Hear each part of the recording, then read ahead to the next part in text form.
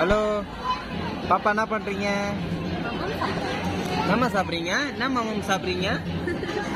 எப்படி தெரியுமா பாப்பா ஏமாத்தி என்னது சுண்டலா?